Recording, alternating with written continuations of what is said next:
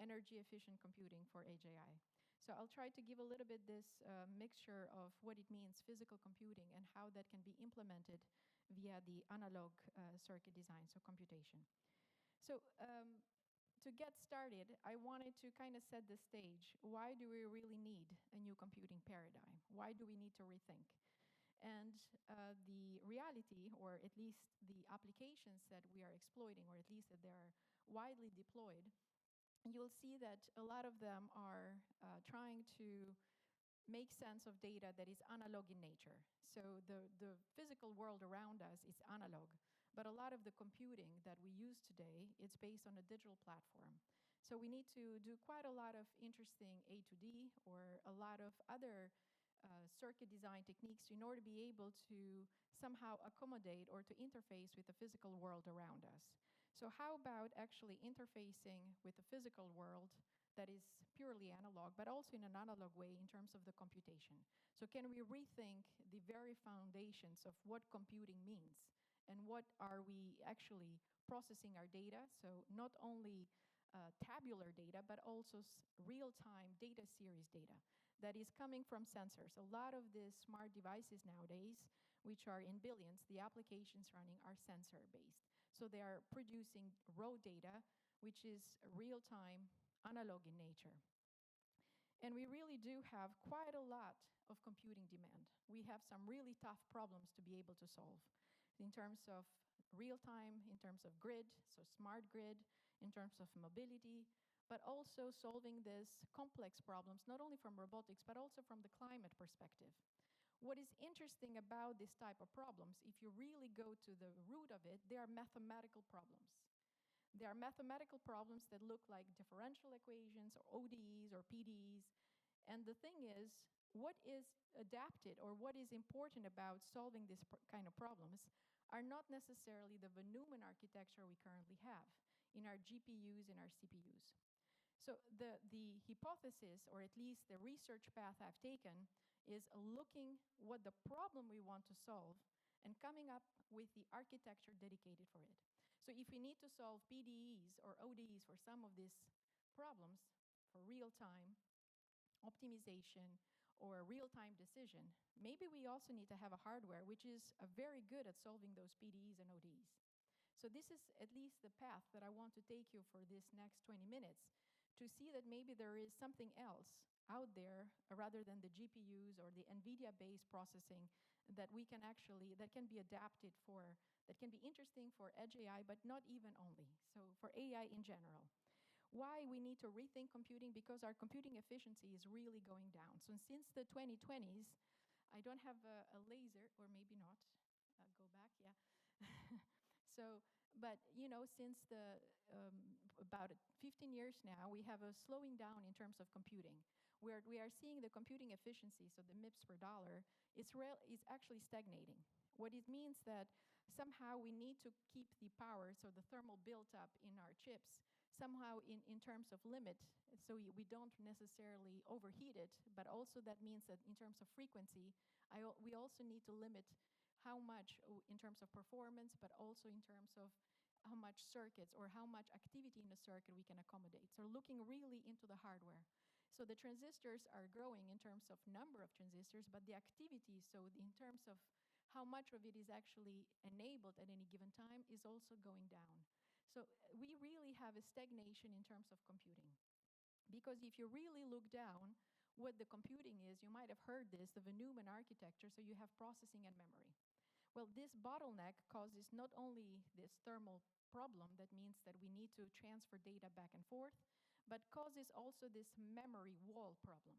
So, and if you look into any modern processors, you open up an Apple laptop or any other type of laptop, you'll really see this memory processor, different type of, so you really have this bandwidth that you need to somehow accommodate to be able to shuffle data between memory and processing. And if you look into the energy, where is the energy loss coming from, is not necessarily from your computation in the processor, it's due to this shuffling of data. So a lot of the energy is actually lost into sending just data in and out from a processor to your memory, if it's L1 or L2 or cache. So you are already trying to not not necessarily compute, so it's not the transistors, it's just your interconnects if you need to think in terms of your circuits. So how to overcome this? So there's been quite a lot of work in neuromorphic, but I will take a different path from neuromorphic altogether. But let me come back today a little bit to status quo of computing today. Currently, our algorithms are very complex. So maybe we have steep gradient descent, stochastic, even Bayesian even. So our software, our algorithms are very complex. The hardware to execute this type of algorithms has remained primitive or deterministic in nature. So it's like we are trying to execute this very software, these very exotic or very sophisticated algorithms, but in a very primitive hardware by itself. So deterministic, that at best it does plus and minuses. So it's like you are trying to solve these hard problems or this stochastic or these Bayesian problems by plus and minuses. Of course, you can solve them, it takes forever. That's also our energy problem with the current hardware. So we really need to think what is truly the architecture or the computing itself is doing. So the problem is that every time we have a bigger or more complex algorithm we want to execute, we throw more GPUs at it, right? So this has been sort of the status quo. What if, for those particular problems you want to solve, now we need to think not only accelerators, but mathematical models and hardware dedicated for those particular problems. And Von Neumann is not necessarily helping, as I mentioned. So the power consumption, the memory wall, the heat buildup, all of this are sort of making even worse in terms of your computing. That's why now when we think about high-performance computing, we really need to think carefully about not only the resources, but also the environment around them. How do you cool it? How do you maintain? So this is really becoming... So the energy consumption of our computing, it's actually unsustainable. So we really need to rethink the hardware. And I'm going to go a little bit quick into this just to show you what we currently have and why there is a need for new computing paradigms. So in one side, we have the Von Neumann paradigm, which is basically state machines. So you do combinatorial logic. On the very extreme, you have quantum mechanics, right? So the quantum computing, they will exist in the cloud, or it exists in the cloud at the moment, but there is this middle ground. So between classical and quantum, there is this whole plethora that we currently are trying to tap in, or at least in the last several years, and this is called physical computing.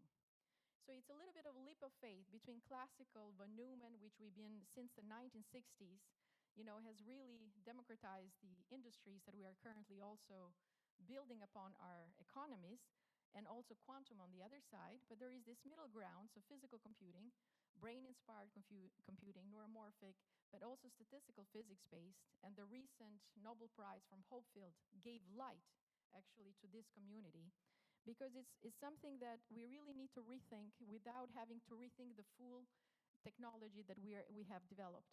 So a lot of the hardware, so state machine and even neuromorphic accelerators, they exist on GPUs or TPUs. We have quantum QPUs, the processors. And on this side, on the dynamical systems, we have neuromorphic and energy-based. So this is what I'm developing on my lab. Energy-based, so these are new type of architectures, so new type of chips, where you really need to think, what is the technology? So CMOS, silicon can do it, but not only. Because we are rethinking fundamentally how you process the data. How does the data look like? What the problem I need to solve, and what's the suitable architecture for that problem at hand. So this is a leap in terms of going beyond the GPU or the CPU, so the general processing paradigm. So it's not anymore general purpose computing, it's specific problem-dependent computing. A little bit what quantum also want to do. So you get the parallelism, but you also get to exploit a little bit the dynamics, so the complex dynamics of these systems. And they are based on oscillators. Why? Harmonic oscillators. So for physicists, the world is a harmonic oscillator, the universe as well. So how to compute with harmonic oscillators is something that I will try to reveal a little bit on the remaining time. So yeah, so there's also the probabilistic pivot. So there's also another encoding information. So let me take an intuitive overview to what does this mean in terms of encoding information. So classically, we have a 0 and a 1. So these are voltage level based. So that means I have a VDD, so power, that means a 1. If I have it at the ground level, it's a 0. So these are amplitude-based or voltage level-based. And what we do in computing, let me go back one more, they're very prone to noise. So we really over-design. We make them fault-tolerant, right? Because we really want them to become immune to somehow to noise, but they're also energy inefficient, right? The current problems with classically how we compute. But we have a very well mature silicon-based technology that has been developed. So our process line are very mature and they are very good at what they do in terms of processing all of these materials, being able to also have integrated, so chiplets and now even toward 3D. But we have this paradigm from von Neumann from the 60s that we haven't yet overcome. So we are still computing with those principles from the 60s, right? So it's about time that we rethink this. And on the other side, we have quantum. So if you think quantum, I don't have any more 2 points in space. I have this vector in 3D space. So think about it in a sphere. So this is how we encode information in quantums. This is also very prone to noise because you have cryogenic temperature, so in millikelvins. So from one side, we have to overcome noise. On the other side, we have to freeze it to death, basically, because in millikelvin regime. What about in the middle side? Maybe there is somewhere in the middle that we don't need to freeze things to death, or we don't need to go in those cryo environments to be able to compute.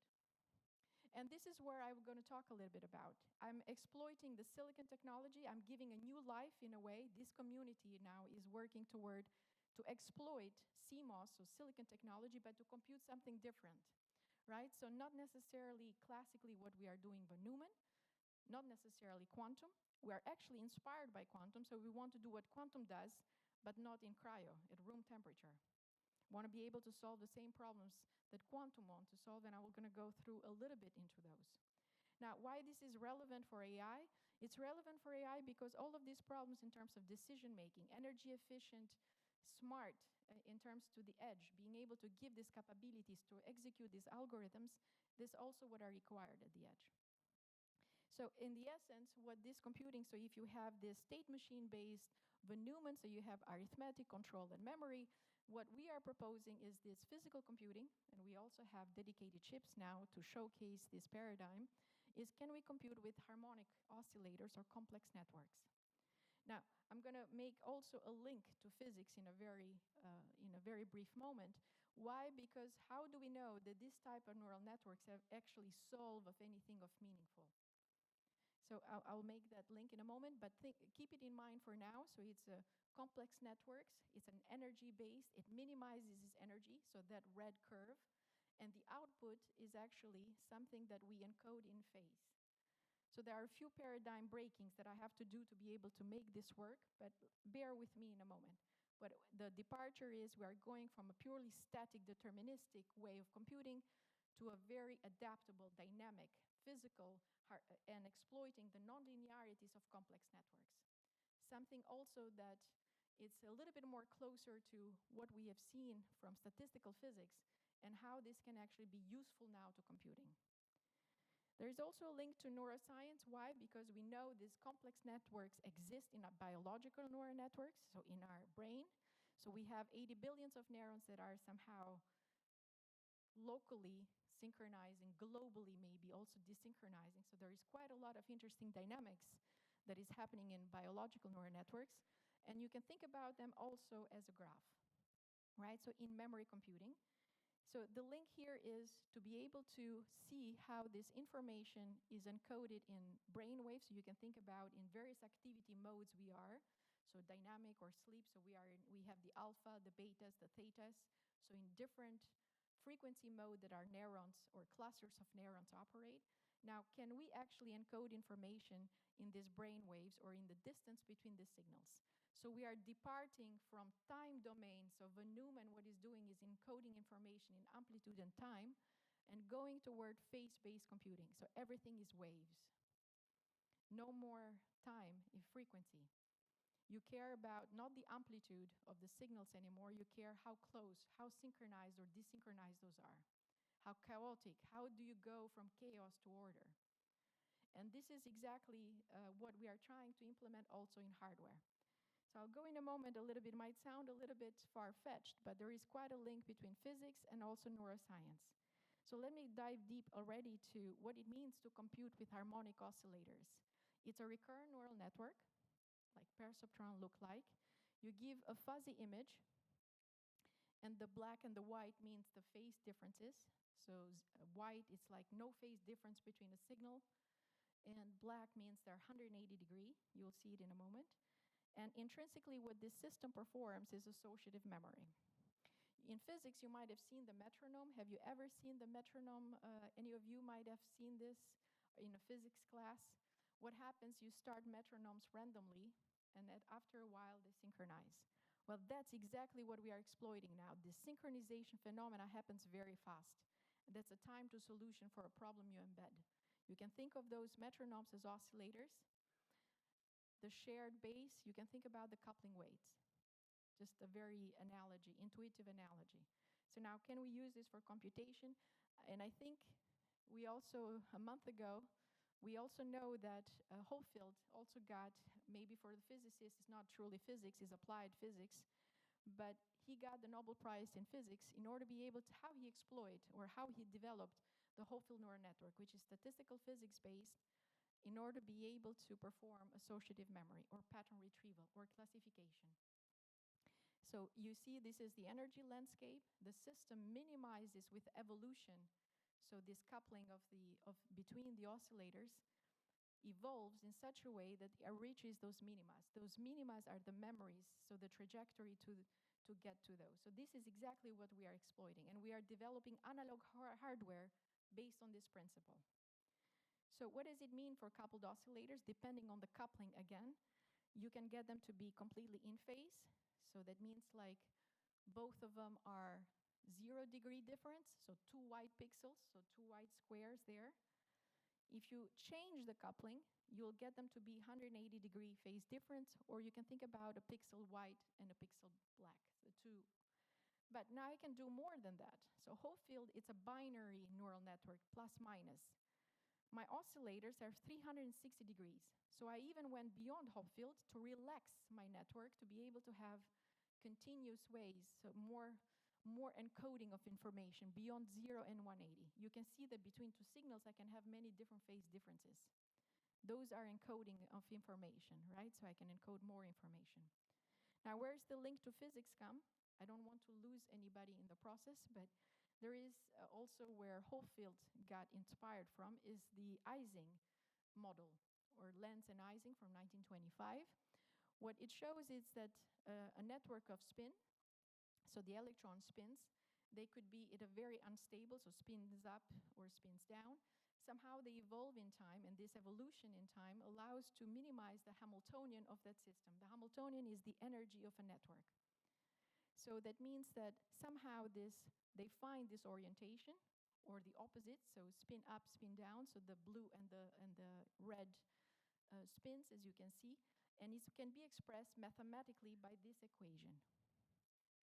So what this equation tells us that the energy, so how those spins shuffle between one another, it reaches to this minima, and this is also the most stable configuration of that system. I'm using the same thing with my oscillators. You can think of those nodes as the oscillators. And the synchronization, it's very often in biology, chemistry, even, when you are in a concert, or if you are in sports like diving, synchronized diving, etc. What you have is a system that continuously evolves. You can think of those waves starting from purely chaos and minimizing the energy to find what's a stable configuration. Now, in this particular case, I have made the coupling all positive, but it could also be a variation of positives and negatives, different weights, as you can imagine. But just to show here a little bit the principle behind this neural network and the synchronization phenomena, which is key to computing. Similarly, if I had negative coupling, you would see that they also stabilize, so they minimize the energy as they evolve. And also you can see from the shuffling of the colors till they are completely out of phase. So this is a very basic intuition to tell you in terms of how this system evolves in time. Now, this evolution happens quite fast. So I had to slow it down for be able to show it, but it happens very fast in several cycles. And this is what is interesting about them. So what we are trying to exploit is this energy landscape of coupled oscillators to be able to reach the minimas. Why? Because I can build an oscillatory Ising machine. What can I do with this Ising machine? Well, I can solve scheduling problems, real-time decision-making, like optimization problems. There are 21 carbs problem. Might of you from computer science might know the carbs problem, Richard's carb, where they are NP-hard problems. These are the type of problems that are very difficult to solve classically. And this is also what we want to solve with quantum and quantum annealing. So we want to have a system that we can embed a problem of interest, like it can be any type of the NP-hard problems, like scheduling in real time, pathfinding in real time. And we have a physical system that evolves, and by looking into the phase evolution in time, then we can measure the phases and have this new system.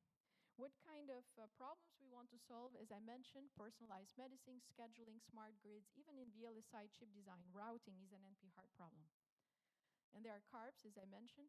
And if you look into in this graph here, the computational complexity versus computation precision, in terms of what kind of problems are the most hard to solve classically, you can see that combinatorial optimization, so the type of problems NP, but also solving linear and partial differential equation and the learning. What is in common to this type of problem is their mathematical, so the ODE, so it's an ordinary differential equation or partial differential equations that are very hard to solve with plus and minuses as we do currently with classical, computing. So what our Ising machine does, it's, as you saw from the Hamiltonian, is just an ODE solver. What I'm basically trying to express to you mathematically, what we can do with harmonic oscillators, have a very good, very fast, very accurate ODE solver that can solve this combinatorial optimization, partial differential equation, and learning algorithms. So this is one of the chips that we have developed. So this is a very small chip. It's we have 16 neurons, so 16 harmonic oscillators, so not very high frequency. This is done in TSMC 65 nanometer. So very simple design if you want to have a look into how it looks like.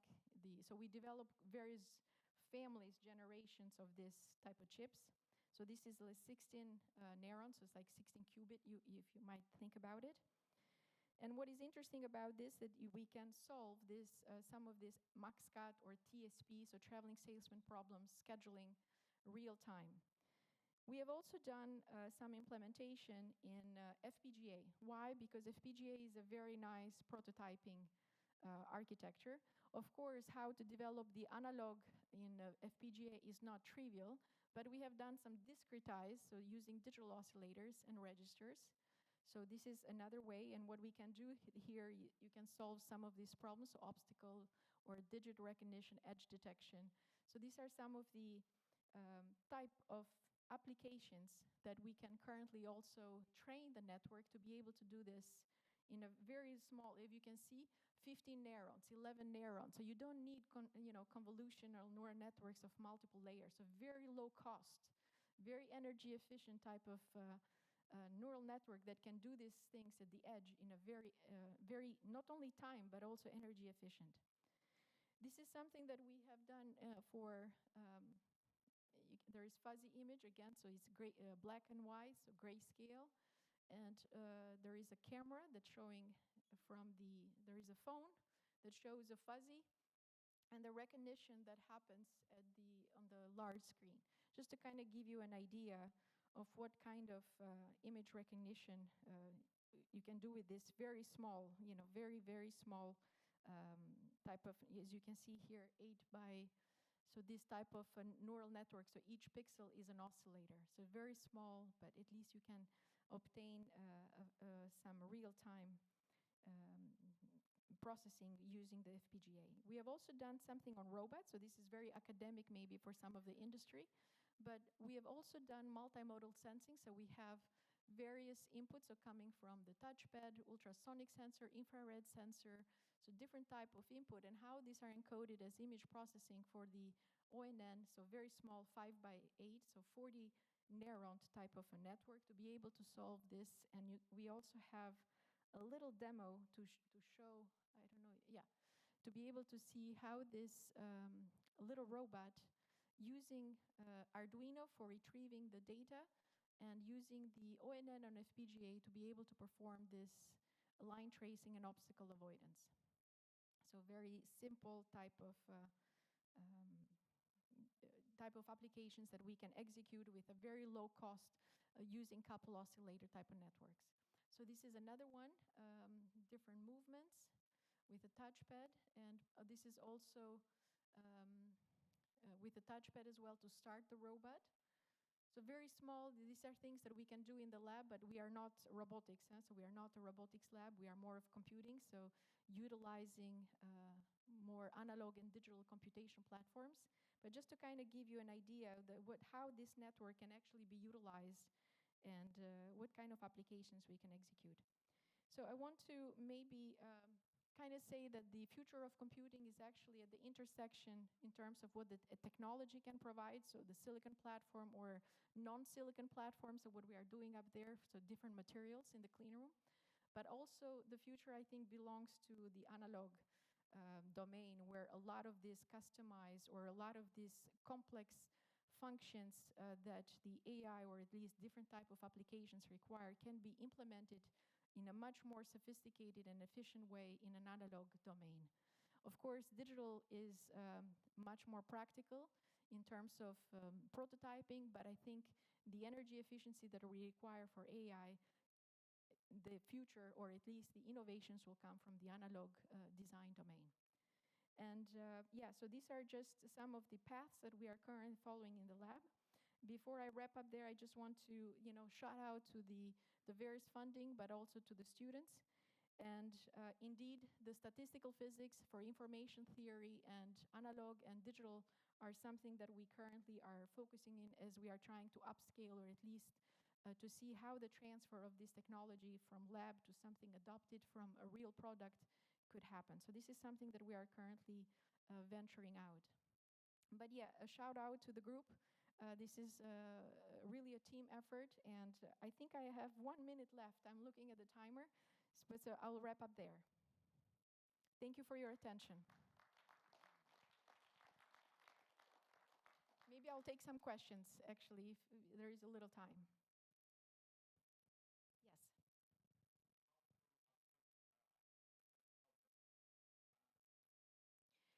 How to...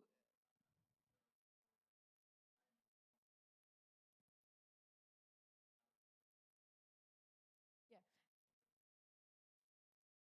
Yeah, so there are certain functions that are done very easily. For example, multiplication and summation are very easy functions that are done in analog because Kirchhoff's law, right? So you multiply, so the current passing through resistance, that's in a sense how, and then when you have addition of those multiple branches, so you have in a sense multiplication and addition very easily performed in a crossbar, for example, array. So that is a...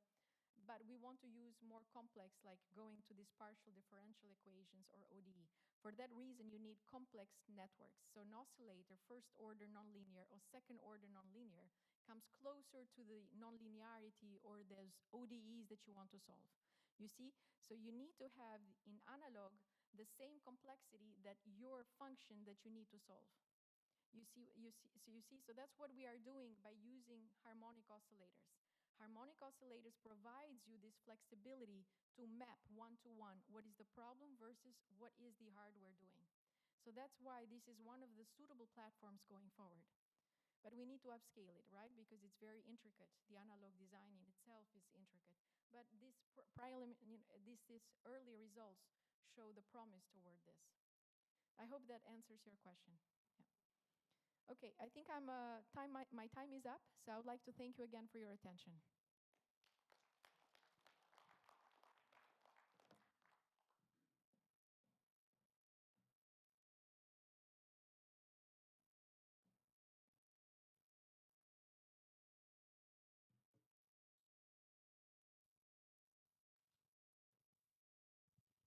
hear me well?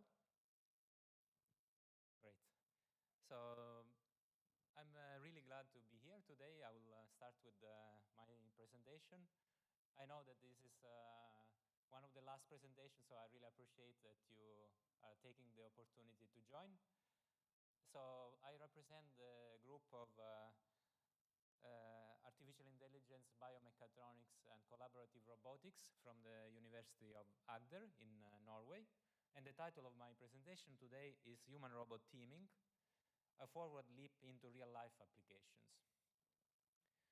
So, very short summary, I will introduce the topic and then we will dig into real-life applications of Industry 5.0 and human-robot teaming. Very quickly, this is our a summary of our research topics. We are basically organizing our research into 3 layers. The middle layer is represented by carriers, robots that are operating in different scenarios, from aquatic robots to robots that are operating on land, with legs or without legs, bio-inspired, and also some aerial robots. The top layer is the add-on layer. You can think of it as a way to complement your robots with additional sensors or maybe manipulators or grippers to do some tasks. But the layer that we really care the most in our research is the interface with humans. So we don't build machines just for the sake of building machines, but we want them to be operated and by and with humans. So the HMI layer, the traditional HMI layer, is the layer we focus on. And here we look at different interfaces. For example, here we have brain machine interfaces, we have gesture-based interfaces, we have also the idea of closing the loop. So basically not only humans controlling machines, but also machines returning a feedback to humans. So for example, haptics in this case. And at the base of this figure, just wanted to thank you in advance. This is the work of several people, our research group. And here we have some nice photos of them. Let's dig into the topic. So basically, we are looking at the rise of human-robot teaming. In the literature, we can see several definitions of collaborations or collaborative tasks that are done between humans and machines. And in this figure, we have tried to summarize the progress, 20 years ago, we had robots in a cage, like lions or wild beasts that are dangerous, and humans should be completely separated from them. But today, more and more, with the progress of the technology, we look at closing the gap, liberating the beast, liberating our robots from the cage, and getting closer and closer. So with human-robot interaction first, human-robot collaboration, physical human-robot collaboration, we are closing the gap and sharing space with robots. So what is human-robot teaming? So we are trying to look a little bit ahead. It's a bit more than collaboration. So teaming means a task that I cannot do alone, or the robot can do by itself. We have to team up. So for example, if I want to lift maybe this object, let's say that this is a heavy object, then I would like to have a robot helping me, maybe on the other side, lifting this heavy object, and it's not enough anymore to understand what is happening right now. With this traditional sensory approach, we were looking at what was happening at that instant. But now we need to also look at the history and predict the future. We need to interpret the intention of humans. So that's the direction we think we are heading of human-robot teaming. And today we will look at specific applications. So here we have summarized some of the most relevant applications that we believe will be affected by the intersection between the Industry 5.0 concepts, IoT and so on, with the concept of human-robot teaming. So this is a human-centric approach. So we have application in smart healthcare, we have cloud manufacturing applications. sustainability in industrial settings, smart education, supply chain management, and disaster management. So obviously there is no time to go into the details of each of the possible applications, but I will focus on the most relevant ones from our research perspective. So the first application scenario is within assistive health. And here, for example, we have a really close interaction between humans and machines. Think about orthotics or prosthetics. Actually, we have a hybrid coexistence of humans and machines. We have, in this case, a leg, a prosthetic leg that is integrated. It's like a cyborg in this case, right?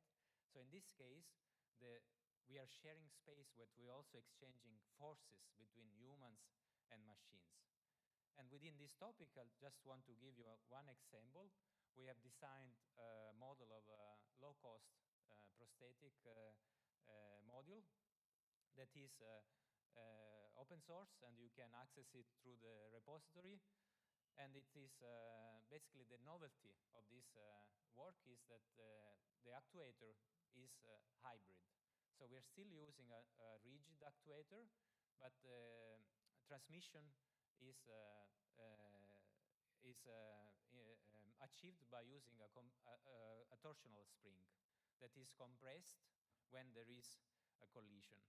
So this is intrinsically safe, meaning that even if the software or the sensor part fail, we can partially absorb some of the collision energy. So basically, it's a way to make orthotics safer. So again, feel free to dig into the repository, documentation, and software, and we have used this also for educational purposes. This is a little bit of a detail of how the actuation system works. So it's an exploded view showing the spring, the torsional spring, and the mechanism that is used.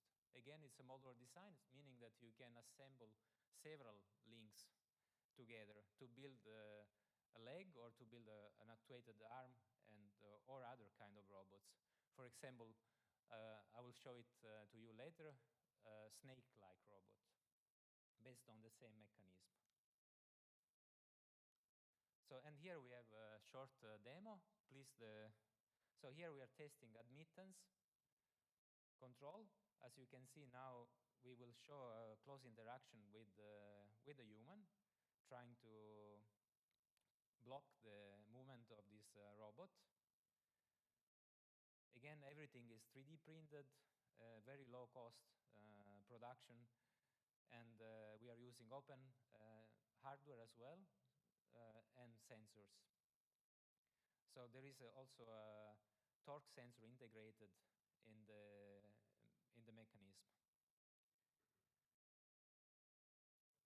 So basically, we have integrated admittance and impedance control. Maybe you can move a bit forward the video.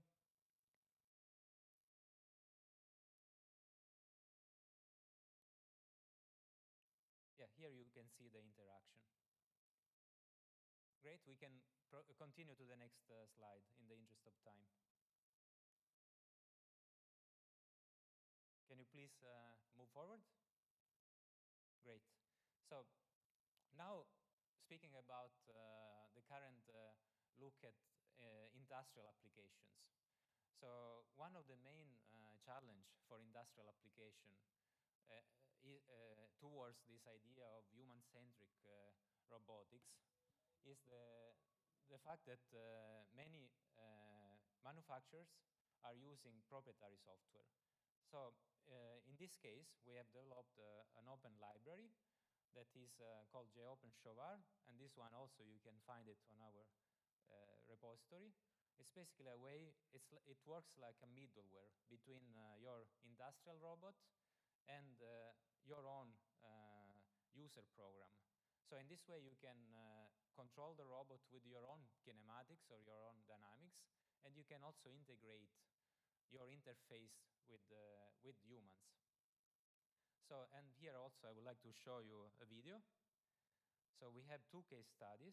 In the first case study, you can see the manipulator being controlled through a mobile phone, again showing that now you can open the interface of this robot to even a mobile platform. So you can control the robot axis by axis, or you can implement your own kinematics in your mobile device. And then in the second use case, you can also see an interface that is based on hand gestures. So basically here we are using a lip motion controller on the desk here, tracking the wrist of the operator and controlling the end effector. And we are tracking in real time the desired position and the actual position of the robot. We can skip to the next slides, please. And within the same topic of industrial application, I would like to show you progression of this interface into a virtual reality interaction. So here you can see we have a remote controlled operation of the robot. The operator is setting the position of the desired position for the end effector, and the robot is reaching the desired position. Again, here we are showing the possibility of closing this space between humans and robots, even remotely. We can continue to the next slide, please. And so far we have looked at possible interaction, but still mostly through an interface. In this figure here, now we are trying to highlight the possibility for humans to really coexist with machines. So what you see here is the plant of an operational, an industrial production line. So you have different workstations, and you have different operators with a given task. So for example, one operator is entering the room from the entrance number 1, going to station number 1, maybe taking a part to the next station, and so on. Each operator has its own task. We have first collected this data, and we are able to predict the trajectory that each operator is going to take. So this is relevant because then you can adapt your production to the current situation with the operators. And we also realized that this kind of approach with the data that, with the same data, we can actually not only do prediction, but we can even do authentication, we can even do anomaly detections. Imagine that, for example, one operator is feeling tired. So probably the operator will deviate with respect to the trajectory, with respect to the usual trajectory. Then you can adapt, for example, the speed of the robot. You can proactively take actions for safety. So again, here we are showing the coexistence of machines and humans. And again, moving forward, not only it is relevant to predict the trajectory of the operator, but it's also important to look at the forces that are exchanged between machines and robots. So in this work here, we have used an interface based on force myography sensors, and with machine learning algorithms, we are able to predict the forces that are exchanged by the operator. Again, closing the gap, having operators and robots working together. Moving forward to another possible application, now we talk about sustainable manufacturing. Here we have an example of a work that we have recently published in Transaction of Intelligent Transportation Systems, where we look at how we can predict the state of health and state of charge of battery modules. So this is, again, showing from a robotic perspective the importance also of using methods that are robust and can be used to bring robots to real life. Because, okay, here we are talking about electrical vehicles, but a robot in real life is also operating with batteries, especially mobile robots. So the relevance of this work is also important in closing this gap between humans and machines. And here I wanted to highlight that not necessarily the key of finding this solution for human-robot teaming is not only related to software, but it will also imply a big step forward in terms of mechanical design, so with new sensors and new hardware, and also algorithms. So here, the idea is one of the example of collaborative task that is teaming between humans and robots. We have this operator, sewing an object together with the robotic arm. So here is a classic example where we have this exchange of forces. And one of the possible solutions for this is to find a trade-off, and the complexity is in between the software and the mechanical design. And just to show this idea, we can think of how we can how we could build a robotic hand. So building a robotic hand is a challenging task because our human hand has more than 20 actuated joints. So in the past literature, many researchers have tried to simplify the model, so maybe removing a number of degrees of freedom. So this is possible, but that's not scalable. So for example, if you have a production line producing these glasses, maybe you have a design of your robotic hand that works well to grasp this glass, but later on, if you are producing another product, maybe this microphone, you will have to change the design of your manipulator. So it's not scalable. So what we propose is to use this kind of Lego approach. It's a modular design where you can use the same identical module to build fingers and to connect them together to achieve different configurations. And in this way, you can have like a trade-off. Your gripper can be not as complex as a human-like hand, like the shadow hand on the right side, but also not as simple as maybe a 1 degrees of freedom gripper, like the Festo on the left side. So, and by doing this, you can then focus on, we are considering to use these grippers again in a close collaboration with humans, so we should have a way to emulate the sense of touch.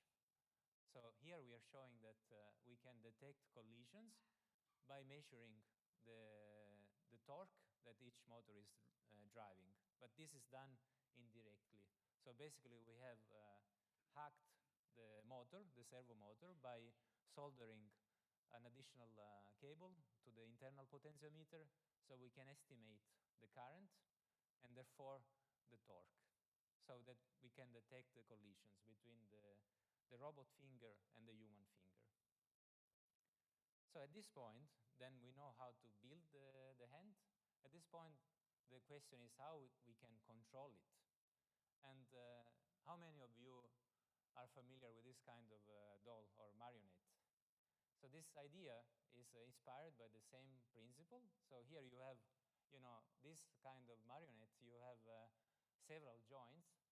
You have arms and legs, but only a limited number of threads on the top to operate it. So you have less inputs than outputs. And this is very similar to how humans operate their hands. So for example, can you try to move just the last phalanx of your index, just the last? If you, probably some of you, is there any of you that plays the piano? Maybe some of you can do it, but now if you repeat the same, so it's basically not possible because the other two phalanx will move as well.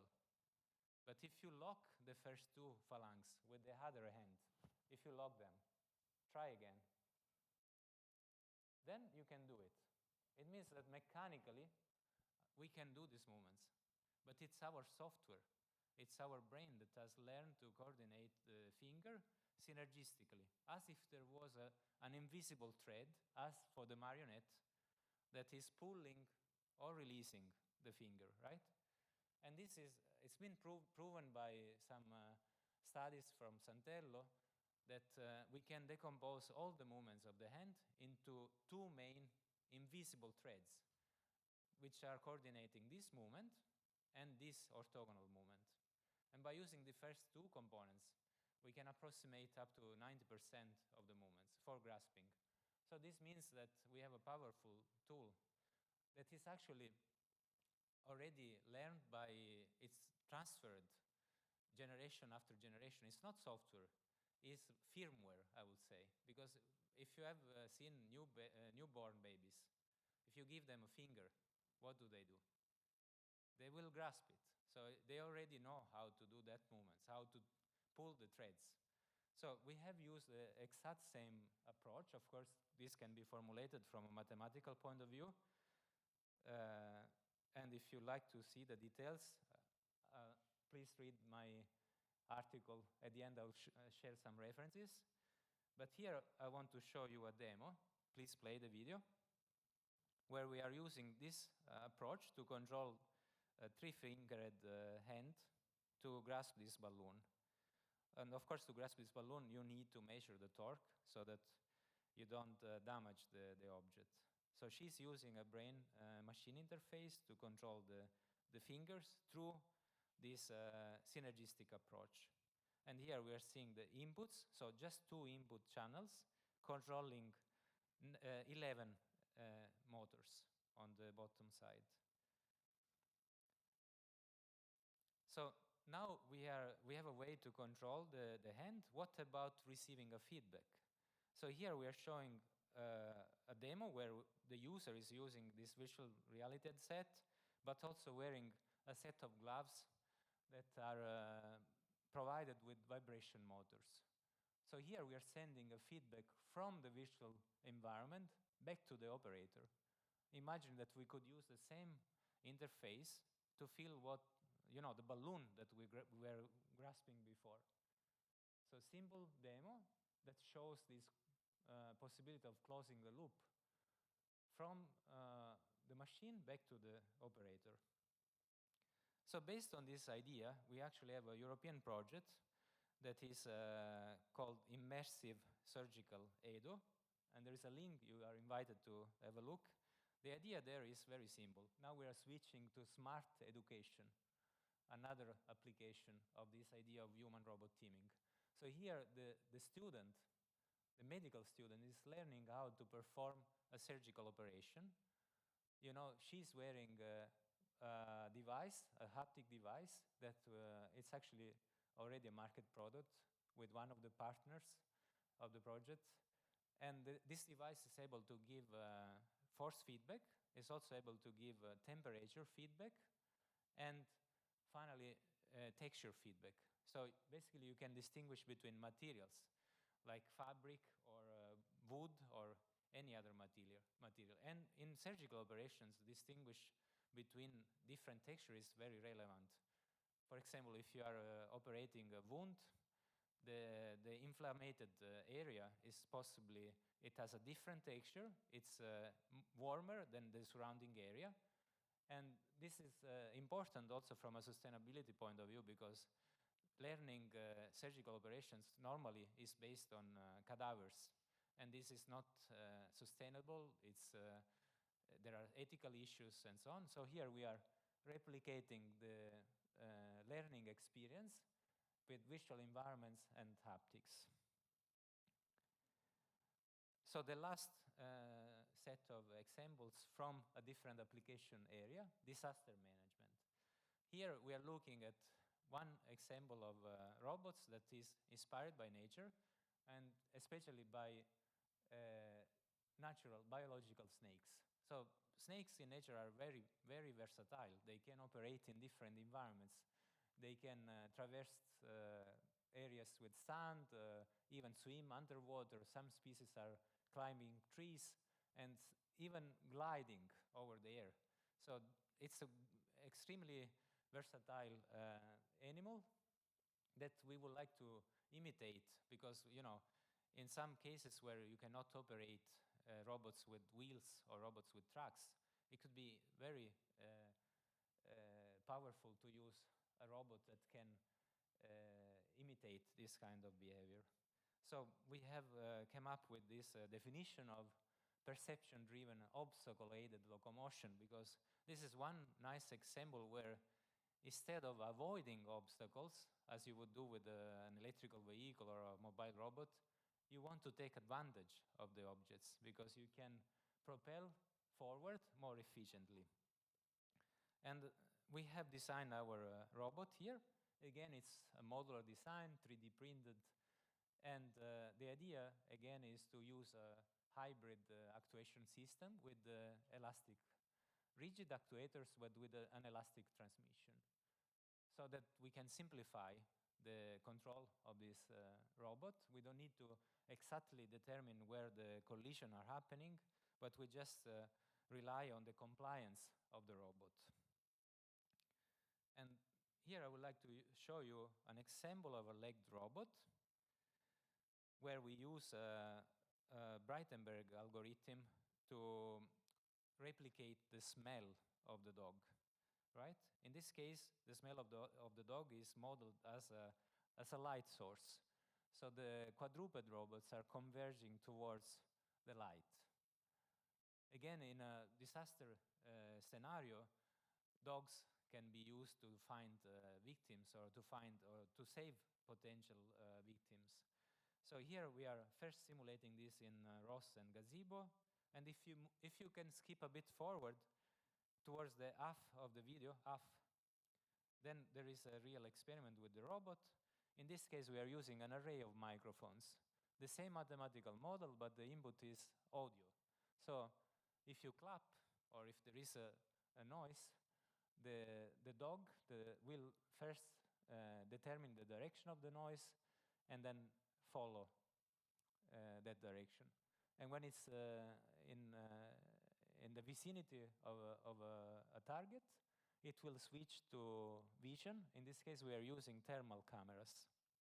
So it's a multi-sensory approach where we combine the model of the smell and the vision. Let's move to the next slide, please. Yeah, so this was the last slide. Just to wrap up my content, here is my contact. But what we have seen so far in a very compressed presentation is several examples of human-robot teaming towards different applications. And I will be very happy to interact with you and to answer your questions.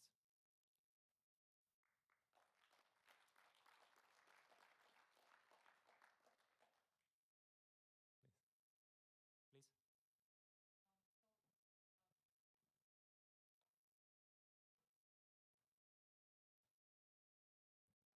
Collaborative human-robot interaction has a really nice tradition, and but I've seen so VDI-VDT is a funding agency, and we've seen many research projects with human-robot cooperation that could not transfer the results to the market because of the safety issues. So how do you address that? Yeah, this is a very, very relevant question. And first of all, we are looking at the standards that are already existing in terms of safety. And we see that there is a gap because the technology is progressing so far, and also the paradigms are changing. When we talk about collaboration, first of all, we try to unify the definitions of collaborations that are very cluttered in the literature and also in the market.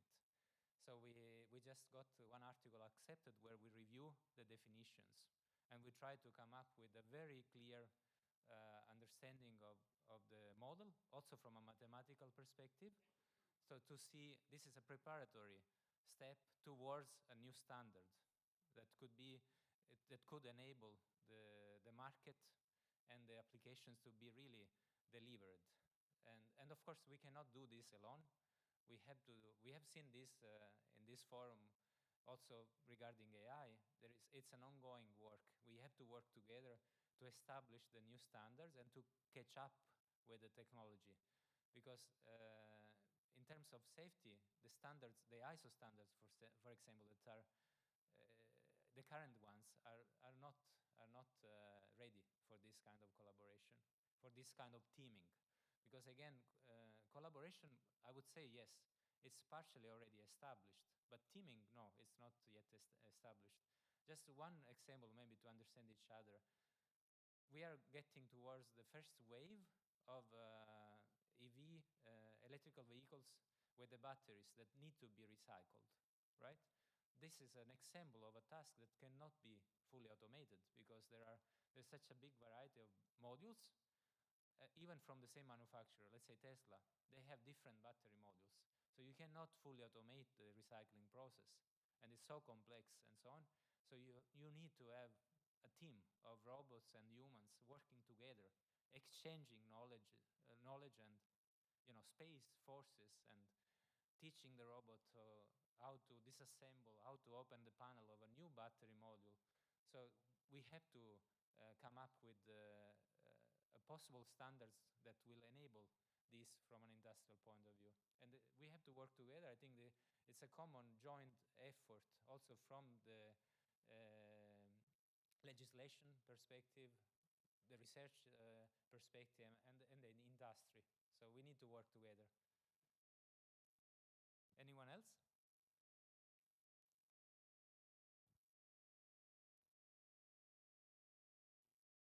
Please. Yes, the time is out. Thank you. Thanks.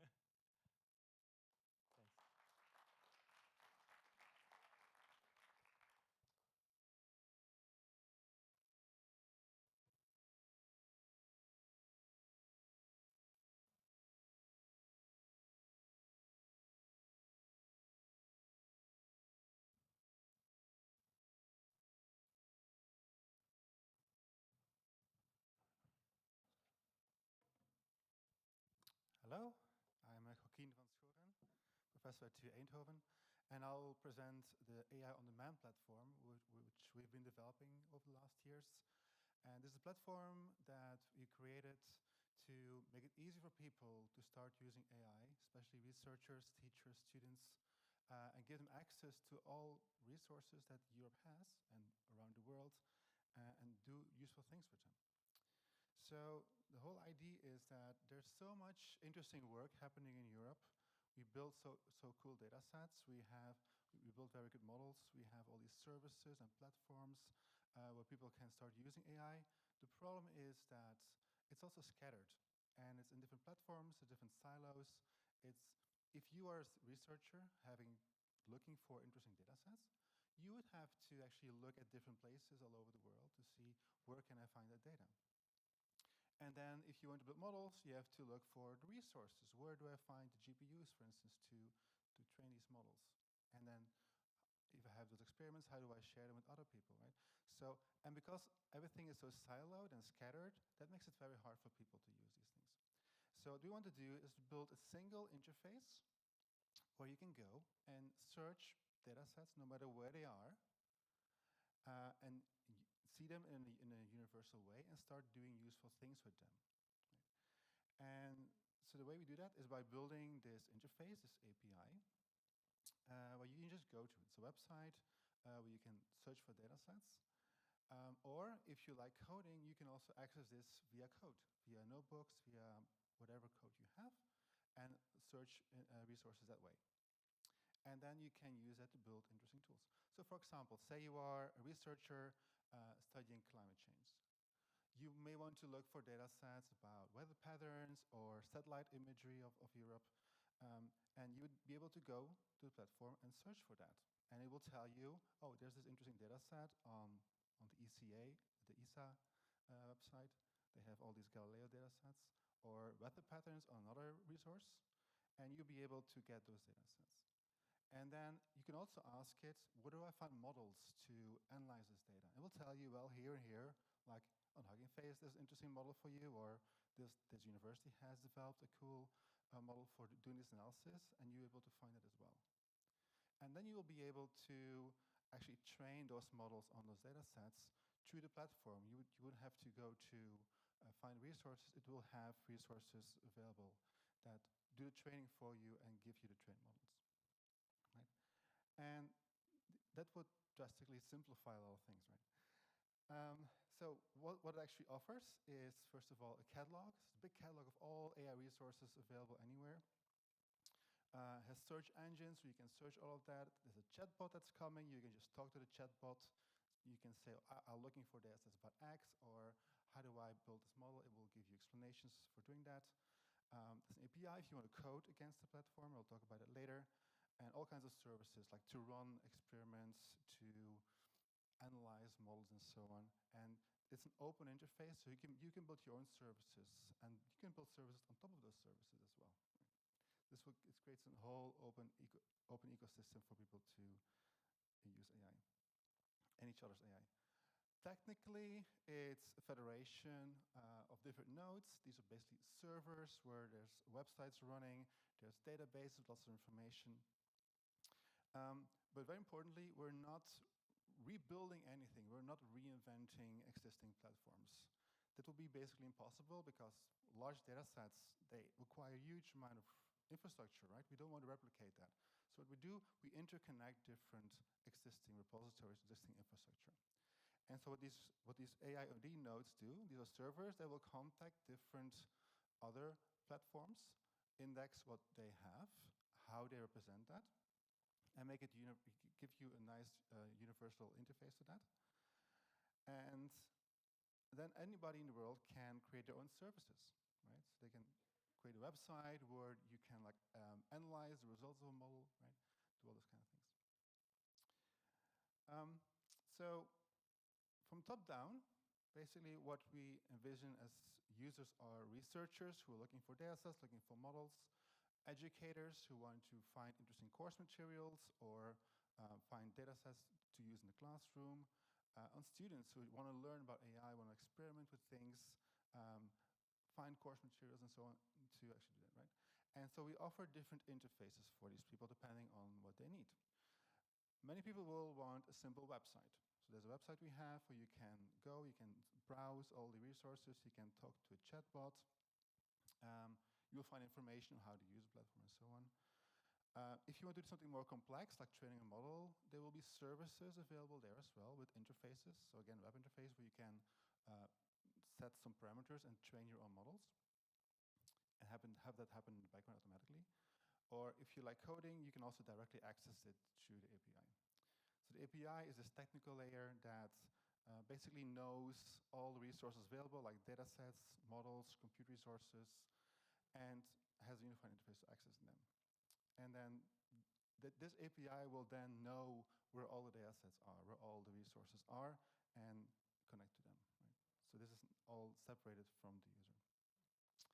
So depending on different users, we have different interfaces. There's a web portal.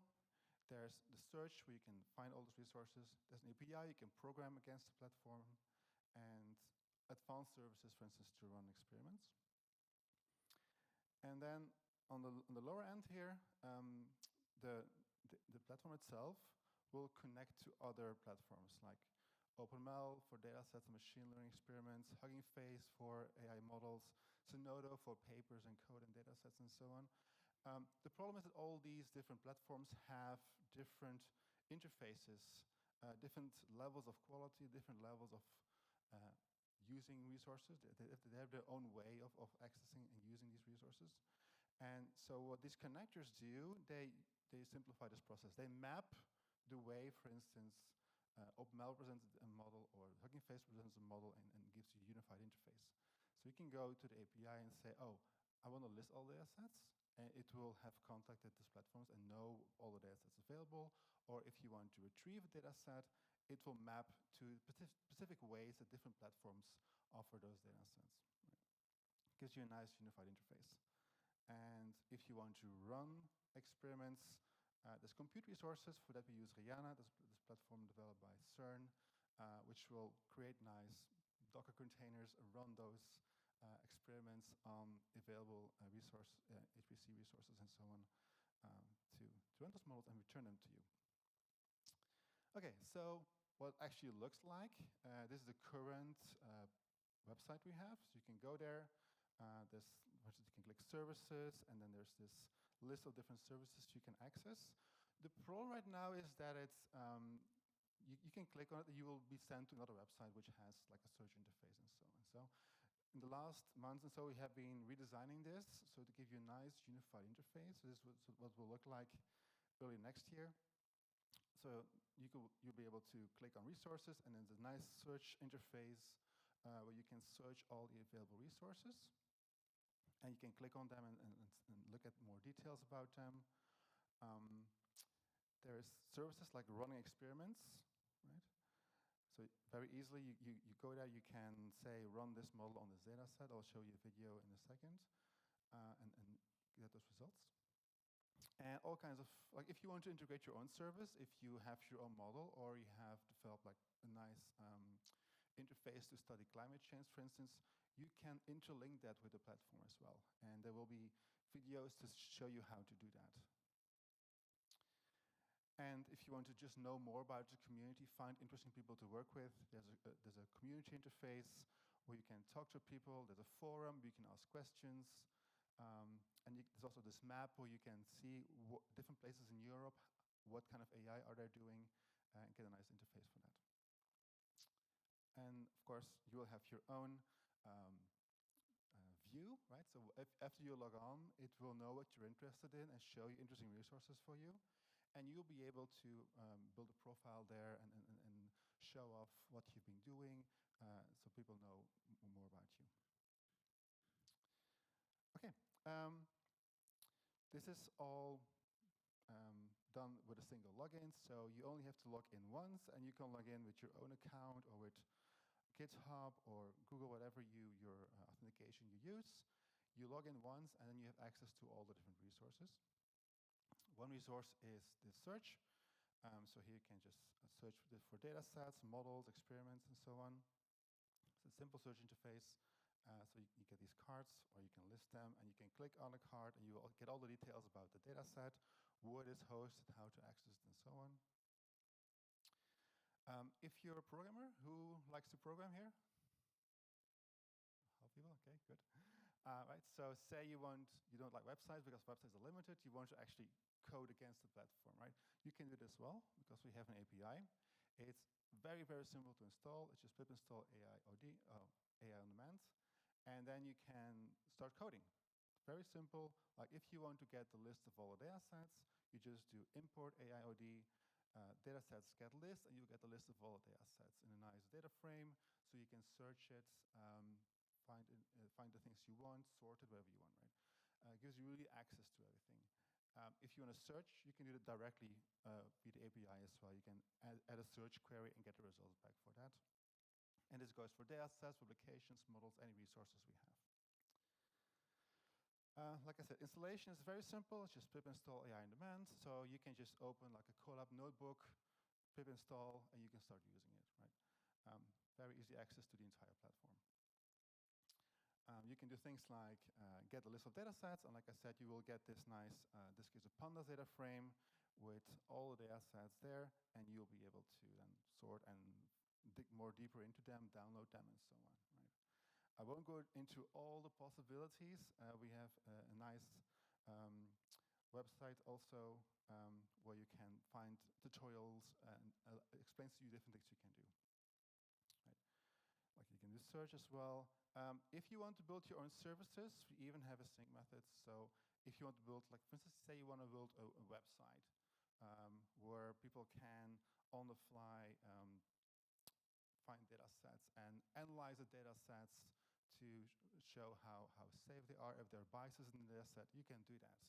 Right? So you can build your website, you can contact our platform, get data sets, and in a sync way, so nothing is interrupted. You get the data sets, you can do your own thing with the data sets, show results to the user.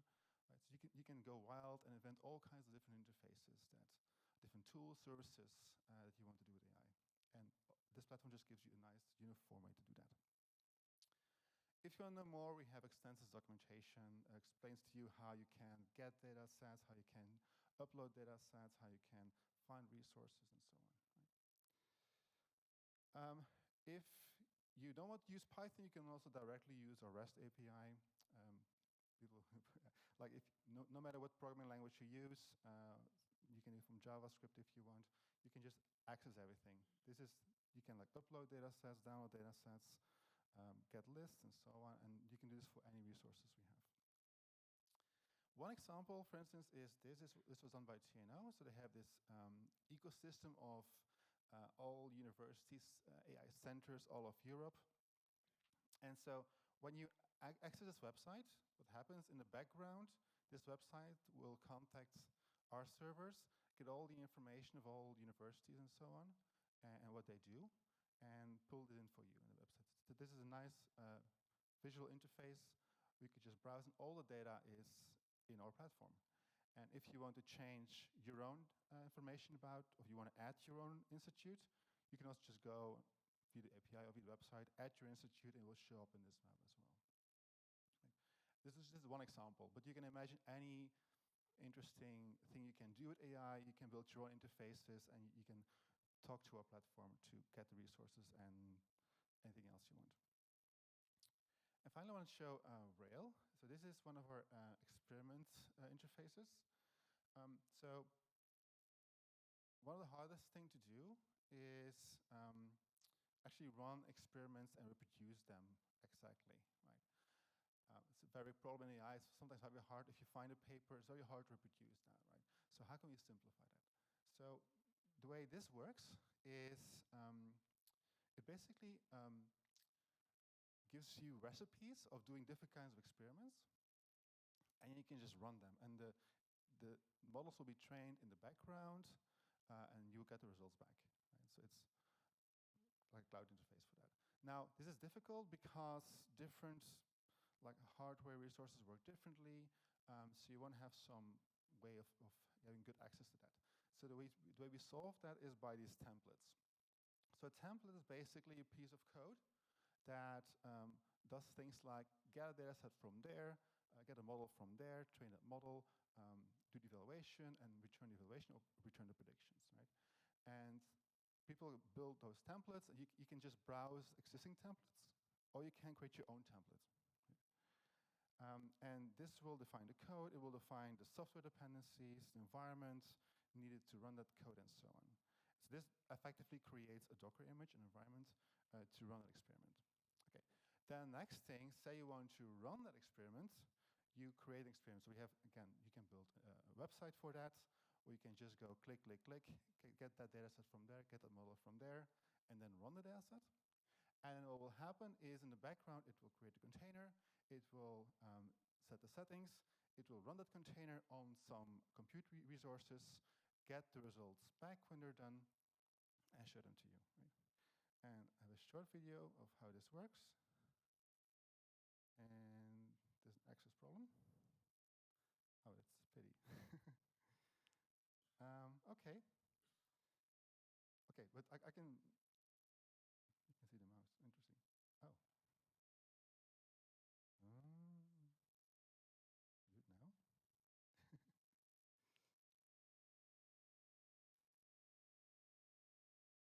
No. Okay, not going to do that. Okay. Oh, never mind. So I'll show you what you should be able to see. So basically, you can go. There's a website. Imagine that.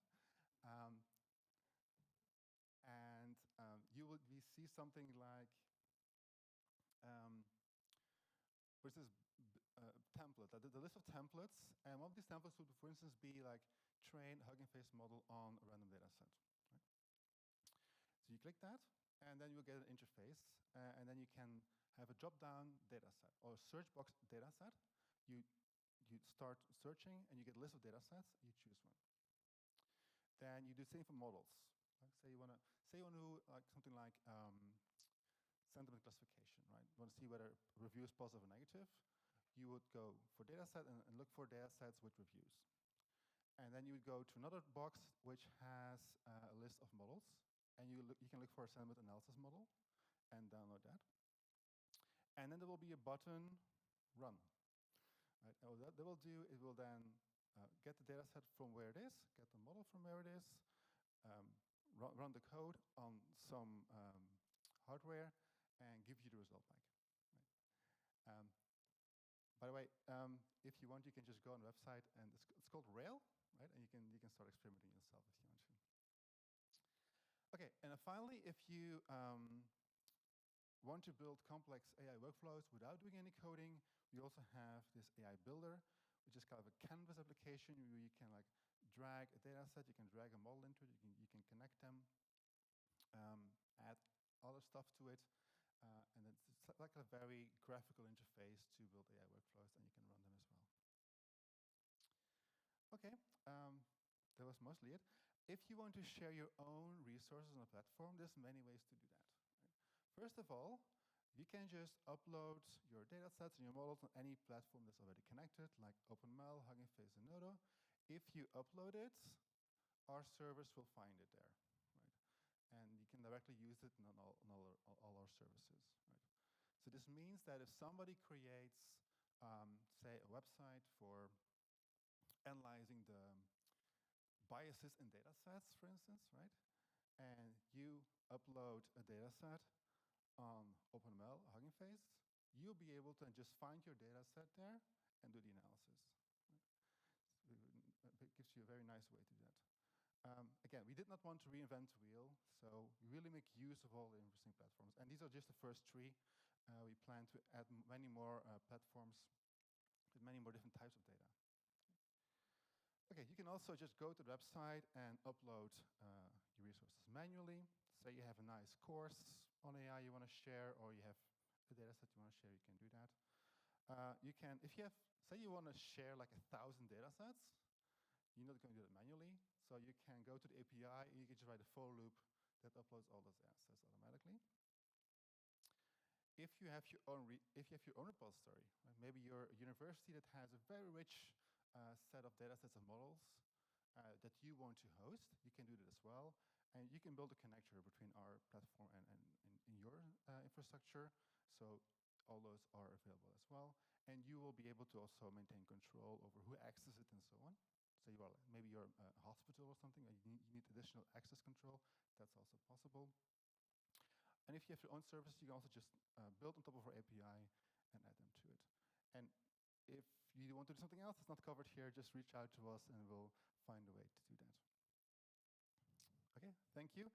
There's a QR code if you want to leave your email or ask some questions, and we'll get back in touch with you. Thank you. Questions?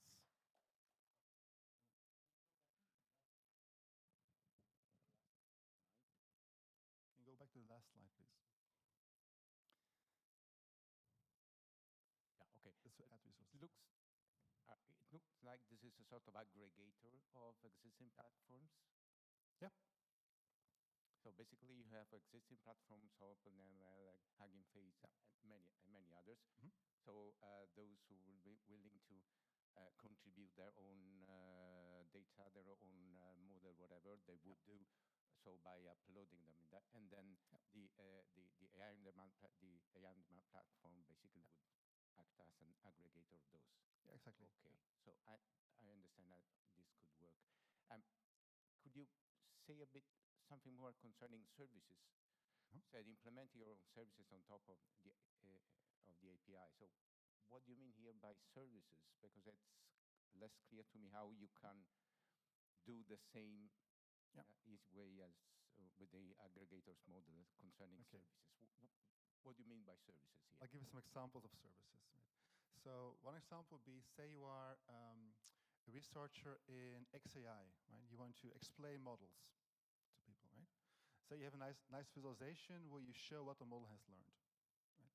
What you can do is, so you have your program, your code, and you want to make this available to anybody. You can use our API to, for instance, get a model, and then your application can then visualize what the model is learning. Right? That's one application. So the only thing you need to do is then to use our API to get a model, and then analyze it and show the results. say you are a climate researcher and you want to show like the recent changes in tree coverage in the world, right? You can have your model for that, and you'll be able to go and find the latest like satellite data that's available on resources, get that in, and show, for instance, how the forest cover has changed over time. Maybe you have a model that predicts how it's going to change in the future, and then you can show that. Right? So anything you can imagine that uses data sets or other kinds of resources, you can build a resource about it, build your own website, and offer it as a service. You can do more complex things, like say you are an HPC center, you have huge amount of GPUs, and you want to have a nice interface for people to run that. You can build an interface that does that. Where people just log in, get a data set, get a model, run on GPUs, and give you the results back. The sky is the limit, really. So anything you want to. No, I understand this. What I meant is that it is less clear to me how you can contribute those services. You can contribute to services. Making them available to the community. So once I understand how you can do it, but once you have it, how can you contribute them to the community, and what type of request is done by the AI on demand platform on the quality of the service? Okay.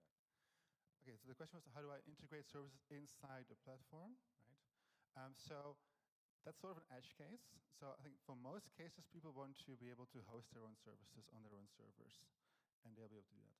If you want to actually run your service on like the central website, for instance, you would have to reach out to us, and we have to check the quality of that. How does it integrate well? But most cases, people want to control their own services. So they would just offer them, host them themselves, and talk to the API to get the data and resources they want.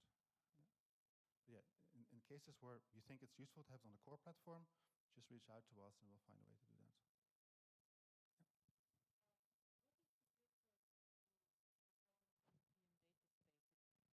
The difference, the common European data spaces. Yes. What is the difference? And also, what is the difference to Gaia-X Federation services? Because there are several, also simple, there are several activities running national, European levels. What is the difference? Okay, that's a good question. So the question was, what's the difference between this and other initiatives, for instance, European data spaces and Gaia-X? So these initiatives, they try to give like a uniform interface to data sets, right? And that's great. That's what we need as well. Say you have government data in Spain or Belgium or Germany, and they represent it differently. What Open Data Spaces does is say, well, here's a set of metadata that we want for all those different resources. So we can search all that. And that's in turn something that we would use, because then we would know, okay, that's the metadata we have about all data sets, so we can map them to that. Right? So it's like a layer a bit lower. Like these initiatives are very important because they will give more unified access to data sets. And we can then connect them to our platform and then allow people to, for instance, build AI models on those data sets. Right? So it's really this federation of different services initiatives that's really useful here.